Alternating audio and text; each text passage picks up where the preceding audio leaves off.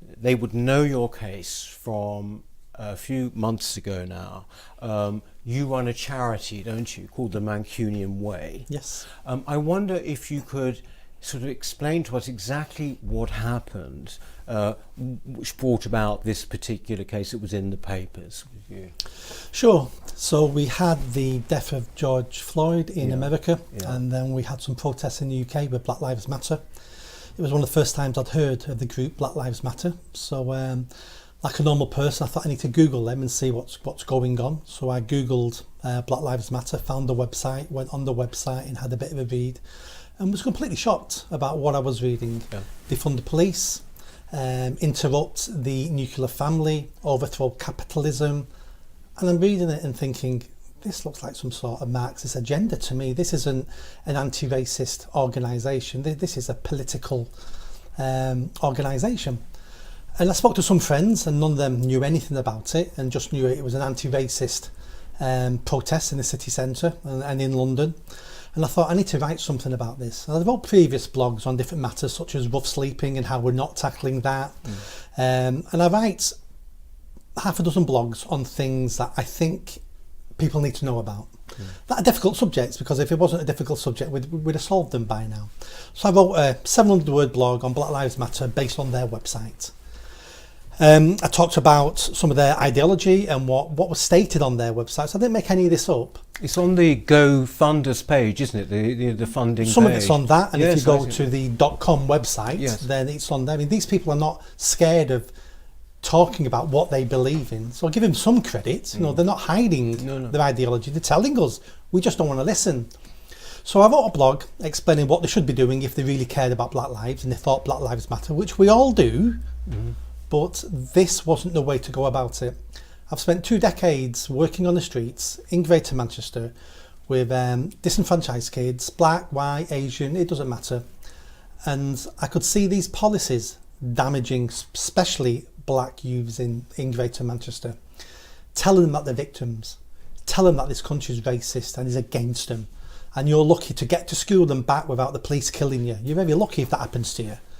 And I'm reading this going, this ideology is going to ruin the last 20 years of my life, of the work me and other agencies and other organisations and churches have tried to do in this country, which has its problems and can be improved, and we all should be working to improve our country, but we should be making up problems that don't exist. So I wrote a fairly, I thought, unbiased blog. I knew some people weren't going to be happy with it, so I put it on LinkedIn rather than Twitter, because Twitter's mental and I wasn't in the mood for an argument. But I thought I'll get some decent discussions on LinkedIn, and maybe some people on LinkedIn will be able to critique my blog and educate me, but in a nice, decent way. It was on LinkedIn for a couple of weeks and got some comments, some polite but negative. I don't agree with this, blah blah blah, which is absolutely fine. I don't profess to think I know everything. And then somebody then copied the link and put it on Twitter, and then it went mental.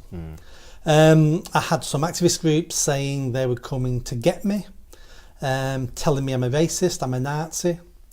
I had one person who at least researched me and said, you've done some good work in the last 2 decades, so you're compassionate, so therefore I think you're just a compassionate Nazi, which I felt was one of the nicest terms anyone's ever called me at that period in time. Then somebody set up a online petition to have me sacked from the charity I founded and I funded for the first 2 years. Then some other complaints came in via email. The board panicked. The board weren't up for a fight. The board were 4 lovely, decent people who don't come from my background, don't come from council estates. I didn't go to university. I grew up on those streets. I've made the same mistakes and had the same life as the young people I'm trying to help now. I wasn't always a founder of a charity. I was unemployed for decades. I'm lucky I didn't get caught for some of my actions, otherwise I'd have a long criminal record if I got caught on some of the things I did in my younger days. But luckily I didn't get caught. And the board just weren't up for a fight. They saw the complaints and they had a problem, and the best way they thought to get rid of the problem was, we just need to sack Nick. And I got an email saying I was dismissed. Simple as that, just an email. Just an email, you're dismissed. Immediate effect. What was your relationship like with these people before? Friendly? Fantastic. One was a friend for 15 years, one's been a friend for 9 years, one's been a friend for 6 years.